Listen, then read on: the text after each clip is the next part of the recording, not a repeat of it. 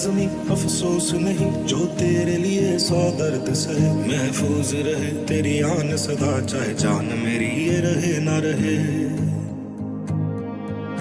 मेरी ज़मीं महबूब मेरी, मेरी नस नस में तेरा इश्क बहे। फीका ना पड़े कभी रंग तेरा, जिस्मों से निकल के खून कहे।